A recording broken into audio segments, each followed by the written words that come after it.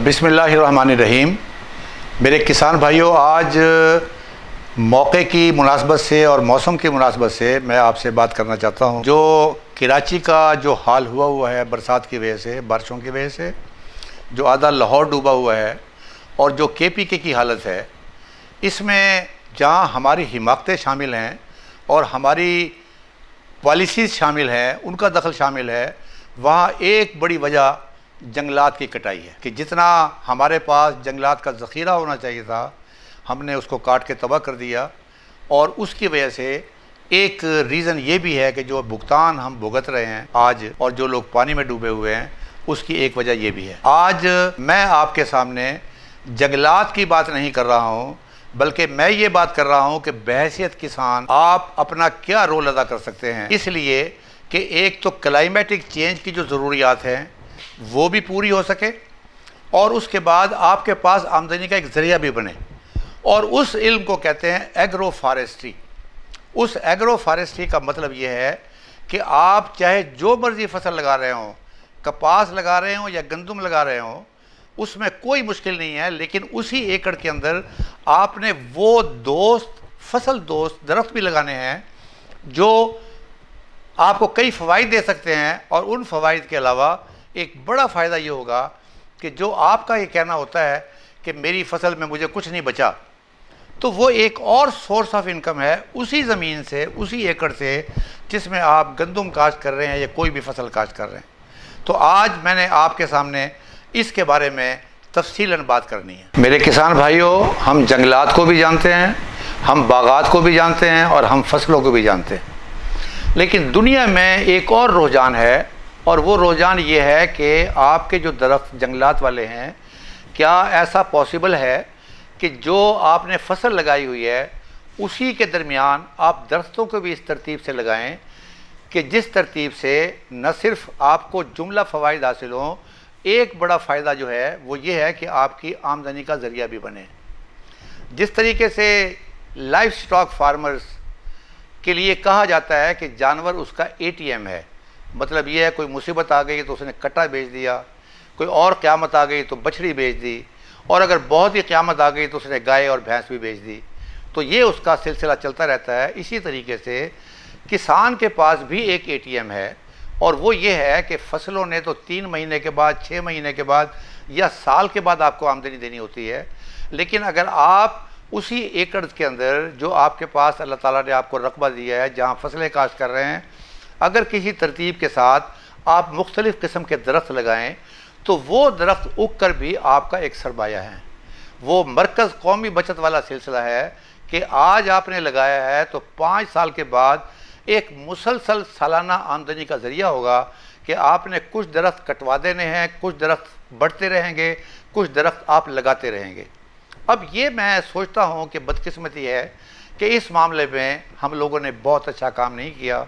अगर ये काम किया होता तो आज पूरे एरियाज़ के अंदर जहाँ हमें कपास नज़र आती है वहाँ हमें दरख्त भी नज़र आते। तो ये असल मैं आपके सामने ये बात मैं करना चाहता हूँ, इसलिए कि मैंने ये बाहर से सीखा था और मैंने इसके ऊपर अमल भी किया। और उस वक्त जो हम देखते हैं कि फसलों के दरमियान दरख्त लगाने से क्या क्या फ़वाइद हासिल होते हैं, जो एक सिंपल है, जो आप भी जानते हैं कि अगर मेरे 1 एकड़ की लाइन के ऊपर, जहाँ से मेरा एकड़ शुरू होता है और वहाँ कोई खाला या बन्ना वहाँ पर है, और मैंने दरख्त लगाए हुए हैं, और दरख्त मैंने उस तरफ लगाए हैं जिस तरफ से मैंने आंधी का मुकाबला करना है, जहाँ आम तौर पर आंधी आती है और आम तौर पर वो शिमाल की तरफ से आती है। अब ये क्या करता है कि ये जो दरख्त जो लाइन पे लगे हुए हैं, ये उस आंधी के ज़ोर को कम करते हैं और आपकी फसल को उस आंधी की शिद्दत से बचाते हैं। कभी आपने गौर किया है कि गंदम की फसल जब तैयार हो और आपने कहीं गलती से पानी भी लगा दिया हो और रात को अंधेरी आ गई हो, तो वो सारी की सारी फसल लेट जाती है। लेकिन अगर दरख्तों की विंड ब्रेक लगी हुई हो तो उसके नतीजे में जो पहले वाला हिस्सा है वही गिरेगा, उसके बाद चूँकि आंधी की शिद्दत कम हो चुकी होगी तो वो उसका हिस्सा नहीं गिरेगा। अब ये मैं एक आदमी की बात कर रहा हूँ, अगर सब आदमियों ने ये दरख्त लगाए हुए हों अपनी फसलों के दरमियान में, تو آپ اندازہ کر سکتے ہیں کہ آندھی کی شدت کہاں رہ جائے. یہ ایک سب سے بڑا فائدہ ہے. دوسرا اس کا فائدہ یہ ہے کہ جہاں جہاں آپ درخت لگاتے ہیں یہ پانی کو محفوظ، اس کی جڑیں پانی کو پورس بناتی ہیں اور پانی کو سٹور کرتی ہیں. اور پھر چونکہ یہ ہواؤں کو روک رہی ہوتی ہیں تو جو پانی آپ نے اندر فصل کے اندر لگایا، جو پہلے ہفتے کے بعد لگانا پڑتا تھا، وہ ہفتے کی بجائے وہ 10 دن میں جائے گا. اس لیے کہ جو درخت آپ نے لگائے ہیں وہ درخت جو ہے اس مائسچر کو بھی محفوظ کریں. تیسری چیز اس میں یہ ہے کہ جو باہر گرمی پڑ رہی ہے، اگر آپ نے درخت لگائے ہوں گے تو ظاہر ہے ان کا سایہ بھی ہوگا. اس کا مطلب ہے کہ یہ گرمی کی تپش کو بھی کم کرے گا. اور پھر سب سے بڑا یہ ہے کہ آمدنی کا یہ ایک مستقل ذریعہ ہے. میں نے شرقاً غرباً میں نے ان درختوں کو لگایا ہے، 20 فٹ کے فاصلے پر لگایا ہے، اور 1 ایکڑ کے اندر 55 اور 60 درخت. اس کے اوپر اگر میں 20 فٹ پہ لگاتا ہوں تو 55 یا 60 درخت لگتے ہیں، اور ایک درخت سے مجھے گئی گزری قیمت جو ہے وہ مجھے 10,000 روپے ملتی ہے. میں نے انڈیا میں واگا بارڈر کے اس پار میں نے دیکھا ہے کہ وہ لوگ جو ٹھیکے پر زمین لیتے ہیں وہ 5 سال کے لیے ہوتی ہے، اور وہاں انہوں نے فصلوں کے ساتھ سمبل کے درخت بھی لگائے ہوتے ہیں. اور چونکہ وہاں پلائی ووڈ کی انڈسٹری بڑی گرو کی ہوئی ہے تو لہٰذا وہ درخت بھی وہاں پر ہو جاتے ہیں. اور جب وہ آدمی اپنا ٹھیکہ ختم کرتا ہے تو اس کے ساتھ ایک شرط یہ ہوتی ہے کہ 2 درختوں کے درمیان وہ نیا سمبل کا پودا لگائے گا، اور جو پہلے لگے ہوئے ہیں وہ کاٹ کر بیچ دے. اب وہ جو 5 سال جس حالت سے بھی گزرا ہے کہ کبھی فصل کی پیداوار زیادہ ہو گئی، کبھی کم ہو گئی، کبھی کپاس میں فائدہ ہو گیا، کبھی نقصان ہو گیا، وہ جو 5 سال کے بعد جو رقم اس کو ملتی ہے وہ سارے اس کے دل اندر دور کر دیتی ہے، رونا دھونا اس کا ختم کر دیتی ہے. لیکن جانے سے پہلے وہ پابند ہے کہ وہاں پر وہ درخت لگا کر جائے تاکہ آنے والا ٹھیکیدار جو ہے اس کو لگا لینا پڑے. تو یہ ایک رقم کا آپ کی آمدنی کا بڑھانے کا ذریعہ ہے کہ جہاں اگر فصل سے خدا نہ خواستہ اگر آپ کو زیادہ فائدہ نہیں ہوا، بدقسمتی سے ایسا آ جاتا ہے، اگر ایسا ہو گیا تو کم از کم آپ کو پتہ ہے کہ یہ میرے درخت کھڑے ہوئے ہیں اور یہ میرا ایسٹ ہے، یہ میں کسی وقت بھی بیچ سکتا ہوں. تو یہ جو میں جانتا ہوں اس وقت درختوں کے اندر ایک عمارتی لکڑی ہے جو آپ کے گھر بنانے کے کام آتی ہے، دروازے بنانے کے کام آتی ہے، فرنیچر کے کام آتی ہے. یہ اس وقت جو آج کا جو ریٹ ہے وہ 1400 روپیہ فی کیوبک فٹ ہے. فی کیوبک فٹ 1400 روپیہ. اسی لیے جو فرنیچر پہلے 10,000 میں بنتا تھا اب وہ 1.5 لاکھ اور 2 لاکھ کی بات کرتا ہے وہ سیٹ جو ہے. ریزن اس کی یہ ہے کہ لکڑی کی قیمت، عمارتی لکڑی کی قیمت اس حد تک پہنچی ہوئی ہے. اب عمارتی لکڑی کو چھوڑیں، اس وقت جو ہے کوئلے کی قیمت اگر میں اس کو ایندھن کے حساب سے بیچوں اپنے درخت کو تو 500 روپیہ من لکڑی کا ایک ریٹ ہے، اور کوئلے کا ریٹ جو ہے 1000 روپیہ من ہے. تو یہ ایک شو کرتا ہے آپ کے لیے، آپ کو بتانے کے لیے میں نے یہ حوالہ دیا ہے تاکہ آپ کو پتہ چلے کہ ان کی قیمت کیا ہے، اور مفت میں بغیر کچھ کیے، بغیر کوئی پیسٹی سائیڈ پھینکے، بغیر اس کی حفاظت کیے آپ کس طریقے سے آپ ایک اور سورس آف انکم جو ہے اپنی زمین میں آپ پیدا کر سکتے. کسانوں کے لیے میں نے بتایا تھا کہ میں نے خود دیکھا اپنی آنکھوں سے کہ وہ ایک میرا نیبر جو ہے اس کو پیسوں کی سخت ضرورت تھی، اور جس زمانے کی میں بات کر رہا ہوں آج سے 20 سال پہلے، اس وقت ایک چھوٹا سا جو درخت تھا ٹالی کا وہ 2000 روپے کا اس نے بیچا تھا اور اس نے اپنا کام چلایا تھا. تو آج کل وہ 10,000 روپے کے قریب کم سے کم ہونا چاہیے، اگر 15,000 کا نہیں ہے. اب اس کے اندر اگر آپ یہ دیکھیں ان درختوں کا ایک طریقہ ہے، 220 فٹ کی لمبائی ہے اور 198 فٹ چوڑائی ہے.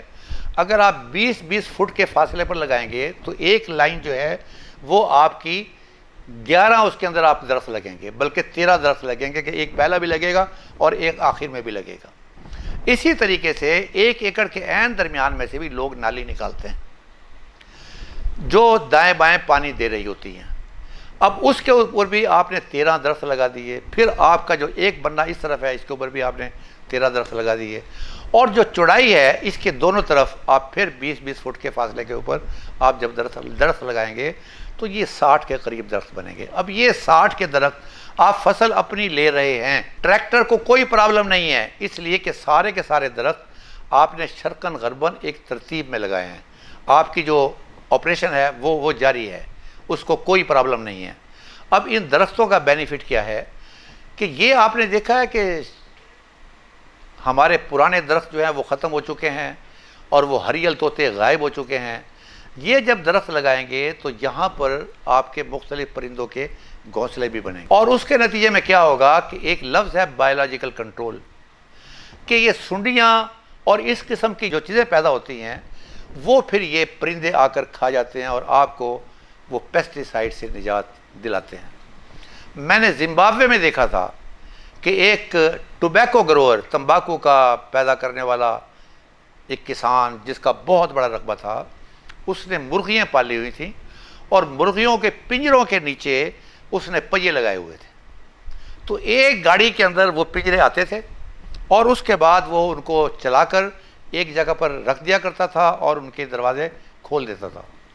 اب ٹوبیکو کے بارے میں اور کاٹن کے بارے میں ایک فرق ہے کہ ٹوبیکو کے اوپر جو پیسٹی سائیڈ استعمال ہوتا ہے وہ اس کی بہت ڈیلیکیسی ہے، کیونکہ لوگوں نے پینا ہوتا ہے ٹوبیکو کو، تو اس لیے اس کے اوپر بڑے شرائط ہیں کہ اس کے اوپر آپ نے زہر نہیں استعمال کرنا، اور اگر استعمال کرنا ہے تو جو سب سے کم انجوریس ہوگا یا جو گورنمنٹ نے اجازت دی ہوگی صرف وہی استعمال کر سکیں گے۔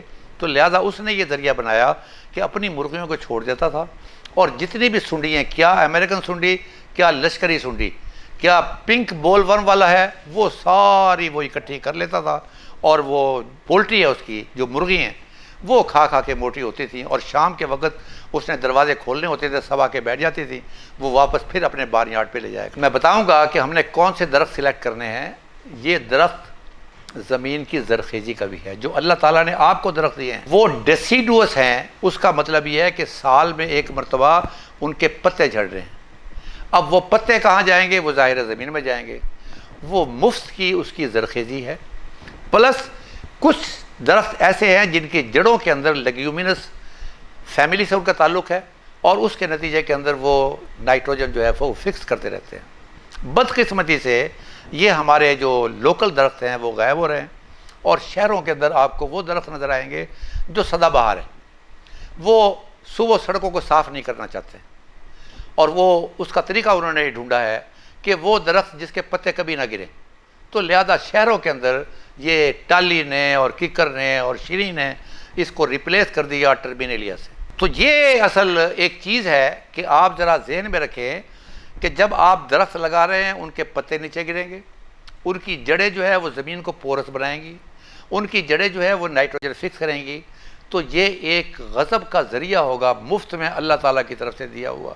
فَبِأَيِّ آلَاءِ رَبِّكُمَا تُكَذِّبَانِ، تو یہ آپ درخت لگائیں گے تو یہ بینیفٹ بھی ہوگا۔ پھر آپ یہ دیکھیں، پچھلے چند سالوں سے آپ نے دیکھا کہ شہروں کے اندر نومبر کے مہینے میں سماگ پھیلا ہوا ہوتا ہے کہ فریش ایئر لوگ ڈھونڈتے پھرتے ہیں، بچوں کے سکول بند ہو جاتے ہیں اور لوگ یہاں ماسک لگا کے پھرتے ہیں۔ یہ میں کورونا کی بات نہیں کر رہا ہوں، میں پچھلے نومبر کی بات کر رہا ہوں اور اس سے پچھلے نومبر کی بات کر رہا ہوں۔ یہاں لاہور، اسلام آباد، کراچی اور پھر دہلی، اگر آپ یہ سارے کو دیکھیں تو یہاں یہی کیفیت تھی کہ سکول بند کر دیے گئے، اس لیے کہ جب تک یہ کلین نہ ہو جائے یا بارش نہ ہو جائے اور یہ سماگ بیٹھ نہ جائے اس وقت تک سکول نہیں کھلیں گے۔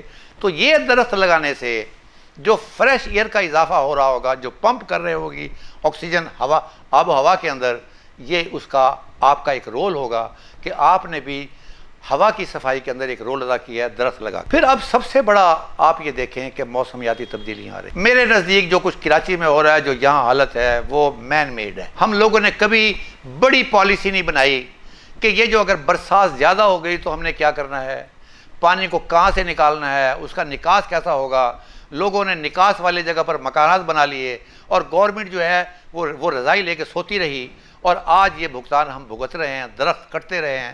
تو یہ اصل درخت جو ہیں یہ بھی چونکہ پانی کو چوستے ہیں اور اس کی رفتار کو، تازہ بڑھتے ہوئے پانی کی رفتار کو، جب میں نے بتایا تھا کہ آندھی کو روکتے ہیں تو وہ یہ پانی کی رفتار کو بھی روکتے ہیں۔ تو یہ اصل کلائمیٹک چینج، جو موسمیاتی تبدیلی آ رہی ہے، جن دنوں میں آپ نے بارش نہیں دیکھی اب بارش ہو رہی ہے، جو پہلے پیریڈ تھا بارش کا اب اس سے بڑا ہو گیا ہے، پہلے آپ نے زیادہ سردی دیکھی تھی، اب کم سردی ہونے لگی ہے.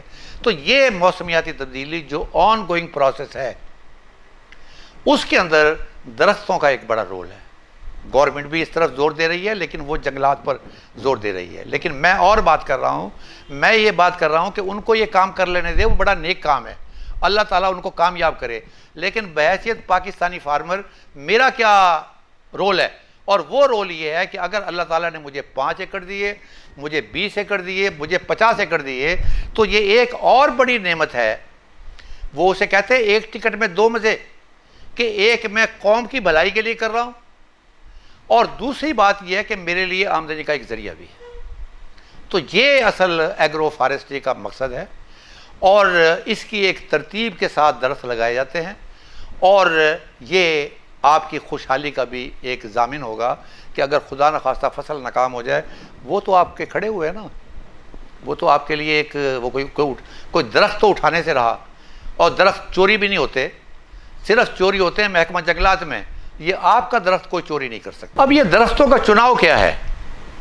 اب ایسے نہیں ہے، میں یوٹیوب سن کے مجھے کبھی کبھار ہنسی بھی آتی ہے اور غصہ بھی آتا ہے کہ کوئی کہہ رہا ہے کہ جی پستہ یہاں پہ لگا لیں، کوئی کہتا ہے یہاں پر ساگوان لگا لیں اور کروڑوں روپے کمائیں، اور کوئی آدمی یہ کہتا ہے یہاں کاجو لگا لیں، اور یہ بھی پھر آپ کیلکولیٹ کرتے ہیں کروڑوں کروڑوں. خدا کے واسطے ہر درخت کے لیے اللہ تعالیٰ نے ایک ہیبیٹیٹ مقرر کیا. آپ جو پنجاب میں یہاں کے رہنے والے ہیں، میدان کے رہنے والے ہیں، اگر آپ کو گلگت بلتستان میں لے جائیں تو سردیوں اور برف باری کے زمانے میں آپ انجوائے کرنے کے لیے 2 دن تو جا سکتے ہیں، لیکن وہاں پر رہ نہیں سکتے.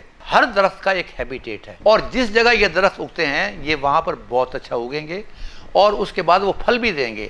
لیکن یہاں پر لے کر آئیں گے تو اس کی گروتھ جو ہے وہ بھی کم ہوگی، اور اس نے پھل بھی نہیں دینا. البتہ آپ کا دل خوش ہو جائے گا، جی میں نے درخت لگایا ماشاءاللہ کیا بات ہے، لیکن we are talking of money, کہ جس سے آپ کی رقم کا، آپ کی آمدنی میں اضافہ ہو سکے. اب اس کے اندر ہمیں 2-3 چیزوں کو دیکھنا ہے. پہلی چیز کہ جو درخت آپ سلیکٹ کر رہے ہیں وہ فاسٹ گروئنگ ہو. آپ لگا کے نہ بھول جائیں، پتہ ہی نہ چلے کہ درخت ہے بھی یا نہیں ہے. ایسا درخت جو کم وقت میں پروان چڑھے اور اس کو سنبھالنا مشکل نہ ہو، یہ پہلی چیز ہے. دوسری چیز، آپ نے فیصلہ کرنا ہے کہ یہ میں نے فرنیچر کے لیے چاہیے، یہ مجھے مکانات کے لیے چاہیے، جسے آپ عمارتی لکڑی کہتے ہیں. تو یہ آپ بالکل کلیئر ہوں. دوسرا یہ ہے کہ آپ پھلدار درخت بھی لگا سکتے ہیں، یعنی کہ وہ پھلدار درخت جو پھل بھی دیتا ہے جب تک وہ زندہ ہے، اور جب اس کی عمر پوری ہو جائے تو اس کی لکڑی بھی بڑی کام کی ہوتی ہے. تو یہ باغ والی بات نہیں کر رہا ہوں، اس لیے کہ درمیان میں تو میں نے فصل لگانی ہے، میں تو لائنوں کی بات کر رہا ہوں. اس لائنوں کے اندر آپ وہ درخت لگا سکتے ہیں، لیکن سلیکشن آپ کی ہوگی جہاں آپ کا دل مطمئن ہو. میرا کام ہے آپ کو بتانا، آگے سلیکشن آپ کا کام ہے. اور تیسری ایک اور بھی چیز ہے، اور وہ ہے ادویاتی پودے. یہاں بدقسمتی سے ہمارے پرانے حکیم جو ہیں وہ تو جانتے ہیں یہ جو ہمارے درختوں کے اندر اللہ تعالیٰ نے جو مختلف شفا رکھی ہوئی ہے وہ اس کی ویلیو سے واقف ہیں، لیکن اس طرف کام زیادہ نہیں ہوا. اگر ارجن کی چھال لینی ہو تو وہ انڈیا سے، چائنا سے، سنگاپور سے تو منگوا لے، لیکن یہاں پاکستان میں لگانے کی کوشش نہیں کرے گا. تو میرا یہ خیال ہے کہ اگر آپ یہ کام کر سکتے ہیں تو جہاں لکڑی ملے گی وہاں آپ کو ادویاتی چیزیں بھی ملیں گی. اور پھر اس کے بعد 3 چیزوں کی سلیکشن کے بعد آپ لوگوں نے اللہ کا نام لے کر اس کو لگا دینا ہے. جو احتیاط آپ نے کرنی ہے، پہلے آپ نے درخت لگانا ہے. اب میں درختوں میں آپ کو میں بتانا چاہتا ہوں کہ اگر آپ کون سا درخت لگائیں، وہ پہلے میں نے بتا دیا کہ فاسٹ گروئنگ ہو، اس کے اوپر کسی فنگس کا اٹیک نہ ہو، اس کے اوپر کسی کیڑوں کا اٹیک نہ ہو، تو اس کو آپ لگائیں. اب یہ عمارتی جو لکڑی ہے اس وقت جو سب سے زیادہ مشہور ہے، اور یہ میں ان درختوں کی بات کر رہا ہوں جو فصلوں سے لڑائی نہیں لڑتے. آپ نے یوکلپٹس کا نام سنا ہوگا. عام کسی آدمی عالم سے بھی پوچھ لیں اور جاہل سے بھی پوچھ لیں، وہ کہتا ہے جی وہ خدا دے واسطے نہ لگانا، سارا پانی چوس لے گا تو سجے کھبے فصل برباد ہو جائے گی. یہ عام آدمی کا خیال ہے، میرا خیال نہیں ہے، میں اس کے خلاف نہیں ہوں. اب یہ جو اس وقت 3-4 درخت ایسے ہیں جو جنوبی پنجاب میں بھی بڑے اچھے لگ سکتے ہیں، وسطی پنجاب میں بھی اچھے لگ سکتے ہیں، ایک کیکر ہے۔ اب کیکر کے اندر بھی سلو گروئنگ بھی ہے اور فاسٹ گروئنگ بھی ہے، ایک آسٹریلین کیکر بھی آ گئی ہے۔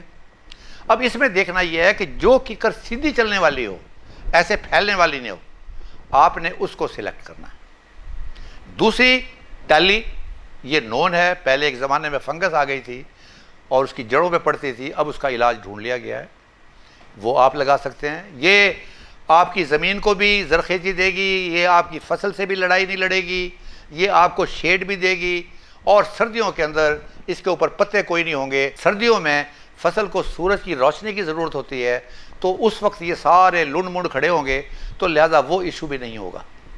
ایک اور درخت ہے بڑا پیارا، وہ شری۔ اب شری کو البیزیا لبیک کہتے ہیں، اور یہ آپ کے سارے صدرن پنجاب میں ہوتا ہے، ویری فاسٹ گروئنگ ٹری۔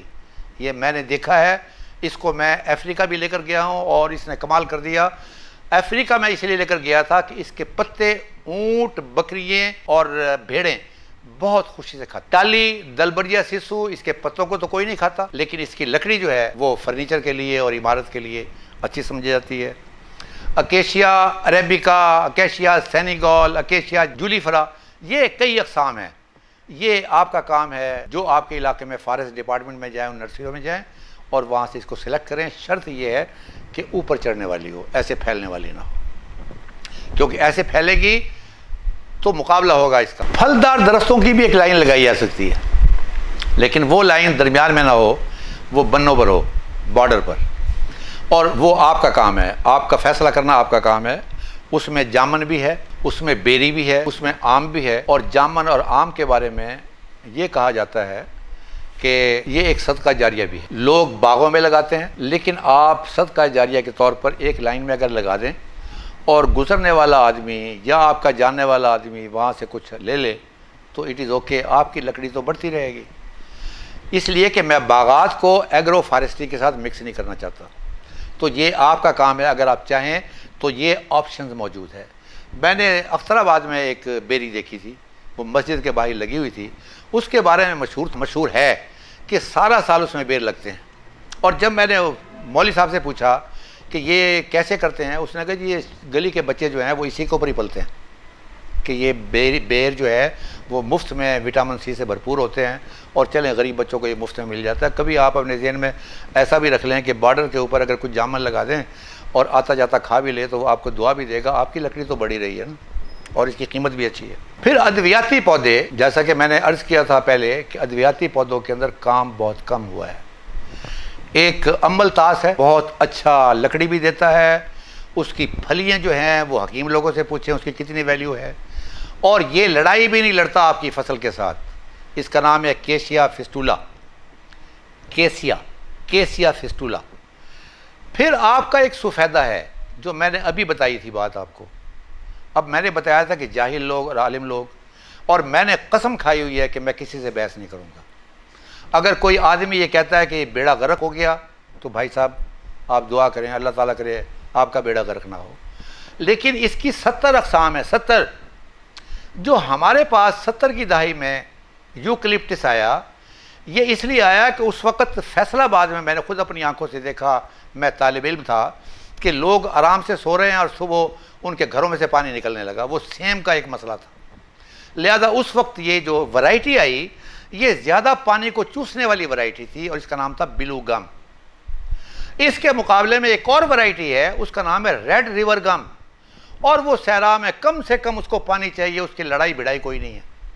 تو ایک تیسری ورائٹی جو یہاں فٹ ہوتی ہے، اور اس کا نام ہے پولی بریکٹیا، سفیدہ ہے، اور اس کے پتوں کو کشید کر کے نزلہ، زکام اور کھانسی کی دوائی تیار کی جاتی ہے۔ یہ پودا فاسٹ گروئنگ بھی ہے، اور اگر یہاں پر کوئی انڈسٹری لگتی ہے تو پھر آپ دیکھیں کہ یہ پتے جو ہیں کس طریقے سے، اور اس کی شاخیں جو ہیں وہ بالکل اس کو چھان کے اس کو وہ ہاپر میں ڈال دیتے ہیں، اور وہاں وہ کشید ہوتا رہتا ہے۔ جو شاخیں ہیں اس میں سے بھی وہ تیل نکلتا ہے، اور اس میں سے بھی وہ تیل نکلتا ہے، اور اس کو اسینشیل آئل کو، اس کا اصلی نام ہے اسینشیل آئلز، اس اسینشیل آئلز کو ساری آپ کی جو فارماکالوجی والے ہیں، یہ فارماسیوٹیکل کمپنیز وہ استعمال کرتی ہیں، تو یہ بھی آپ کے لیے ایک آپشن ہے۔ پھر مورنگا اب بدنام زمانہ ہے، ہر آدمی جانتا ہے مورنگا اولیفرا. اب یہ دوائی کے بھی کام آتا ہے، اس کی لکڑی بھی ہے اور ایٹ دی سیم ٹائم اس کے پتے بھی ہیں.